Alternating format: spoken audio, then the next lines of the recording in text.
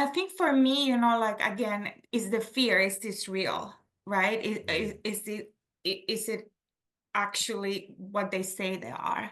Um, and I think for me, to whoever would watch this, is to let them know that this is real. Like, I'm a real person with a real brand that, had started a business with a lot of hope and was a little lost. And I came across the program, and the clarity that it has brought me is like priceless, and to not hesitate to invest. It's a little scary because it almost sounds too good to be true, right? It does, right? But I feel like I was so excited, and almost there was no hesitation. Um, and I think I don't know. I feel like I just knew there. And obviously, the person that I talked to was very knowledgeable. He made reference to several other entrepreneurs that have had success. Um, but then once you start, I feel like you realize almost right away that it's like the best investment you could have ever done as an entrepreneur. So I went from like, couple hundreds a week maybe to like thousands a day. It's truly insane. Like when I see my numbers, and getting to like a six-figure business my first year, but truly making it in just a few months. It was very exciting. When I joined for Good Profits, I was maybe like 4 months into the business. And, like I would get orders enough that I could walk to the post office in a bag, and like it was my daily walk. And the post office people were laughing because this end of year I truly couldn't. Like I had to like drive like several times, and they were all congratulating me and telling me how happy they were for me because it's like it was insane. I'm telling you, it was very like I basically couldn't do anything other than fulfillment as a small business. Like I was doing my own fulfillment again. I was having like just a few orders a day, something that I could do, with my little daily walks to drop off the packages. And then it became, I mean, first it was the Black Friday weekend, and I'm like, okay, it's gonna be just the weekend. And then it ended up being every day, for like 2 months of like nonstop. It was like, oh my gosh, I was like, and I was just going and like making the orders like nonstop all day. So for like two months, that's all I did. And so now starting the year, like I know that if I want to grow my business to the next level, there's like an infrastructure that I have to think about to support that growth. I think, like to start off, because I launched right before the Christmas season, like maybe like November of 2023. Um, and I was like, I was so focused on making my product and creating the brand that when I finally went live, I was like, I don't know what to do. So I think my first instinct was to hire create an agency to run my ads, right? Because I had no clue how to do it. So I did Meta ads through an agency, and I also did Google ads. And I think the experience that I had was very crushing. It was like basically like just getting a lot of money and dumping it somewhere, and then not even getting information on what happened. Like from both, it was two different agencies. It was, you just have to keep spending, so you season the pixel, and like the more you spend, the better it gets. So but I was very unsatisfied with the answer, and I knew it wouldn't get better. So I think at that point I decided I wouldn't do Meta or Google. And then I thought, maybe I need to do the organic side. Maybe I need to look into wholesale. And then I was going into like, maybe I need to work on like my email marketing. And it was just like a little bit of everything, but nothing at the same time. So it was a lot of confusion. I was very overwhelmed. I think once I finally launched, I suffered from the shiny object syndrome, where you kind of are trying to figure out what to do, and everything looks appealing, and you go this way and you go that way, and pretty soon you find out that it's all a waste of time, it's all a waste of money and effort, and it just gets very confusing and overwhelming. It's a lot of confusion, I think, at that point. There's so much out there, so much. I feel like it's really overwhelming to Mm. really trust what you find, like I think Mm. I feel very lucky that that Meta, served me your ad and that I'm actually in this community, because you guys are what you say you are. Um, but there's so many other courses out there, that are not as complete. Maybe people don't take, I feel like you guys are like a complete ecosystem. You provide the knowledge, you provide the community, like it's very structured. um, Maybe other things are not as much, right? And they have do it, and then entrepreneurs feel like maybe the investment in time is not gonna equate to the Mm. profits they'll get. So I think it's a matter of like what is that saying? Trial and error, right? And like Mhm. some people come across the right things and others don't, and I just feel um I am glad that I came across you guys. My brand is called Jovi. It comes from jovial. It means happiness. It's a kids brand.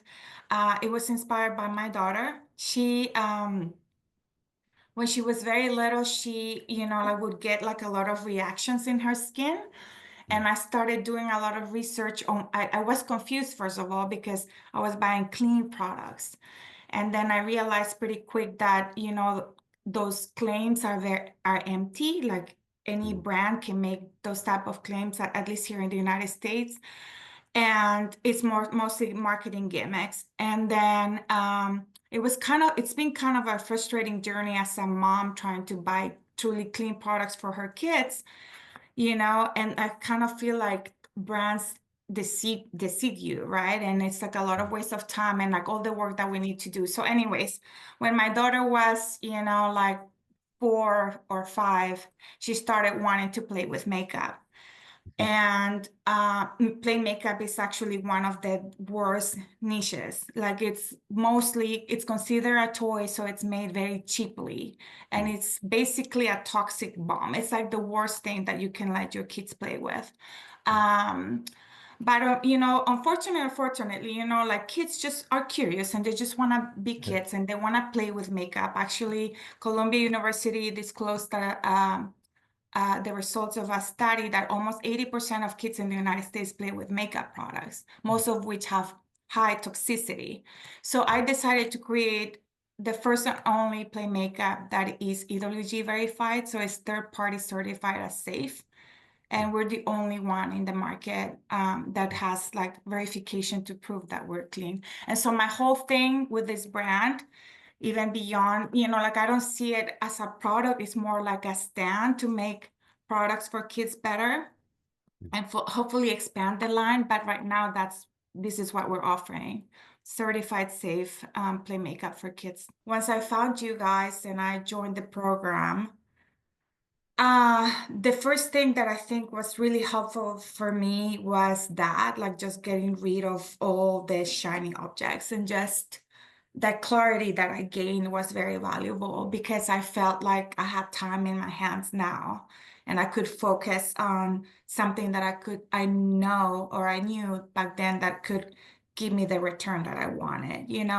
At the end of the day, I think most small business entrepreneurs, it's mostly just one person, or like a couple of people, but there's only so much we can do realistically, even though there's a lot of excitement, right? But there's only so much we can do. And I think early on, I just really appreciated just that clarity that I gained like right away. So that was like an immediate Mhm. gain from joining the group. And then the Mhm. rest, like as you get good with ads and you start seeing profits and everything also starts, like the whole picture starts, looking better. But from the very beginning, I think that clarity that again was very valuable. After learning so many things with you guys and like really understanding how Meta works, and like I feel like I would never hire anyone that I don't know what they're supposed to do. Like I feel like I didn't even know how to ask the right questions. It was kind of like they were giving me information that for me didn't sound complete, but I didn't even know how to get more information from them. And I think I own that mistake. I feel like a lot of entrepreneurs feel like you can outsource what you don't know. And realistically, I feel like with the most important aspects of your business, at least at the beginning, you should know so that you can have really good conversations about what's happening or what your expectations are. And I think I wasn't prepared to have those conversations then. When I started the program, obviously there's a learning curve, and it depends how quickly you want to go and how quickly can you go. You guys break it into so many pieces, and it's so structured. And again, the support that we get from you guys, but also the whole community, it makes it very doable. It makes you feel like you can really do it, and you can do it.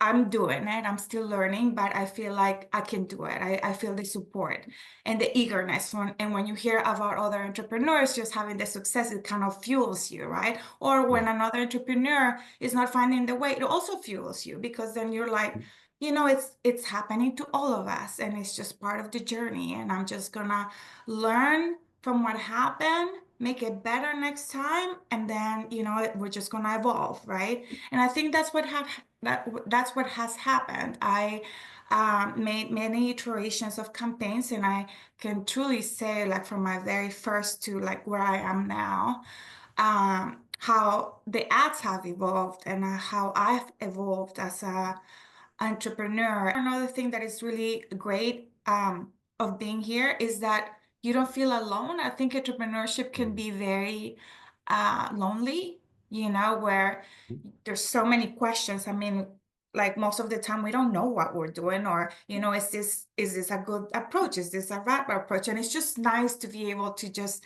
ask and have like-minded individuals kind of like help you in the process, and also um, you guys that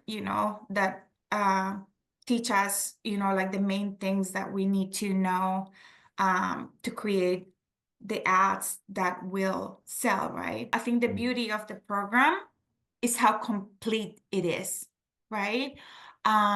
Even beyond just ads and the creative process and drafting and iterating and making it better, and the community, which I think is a big, huge bonus.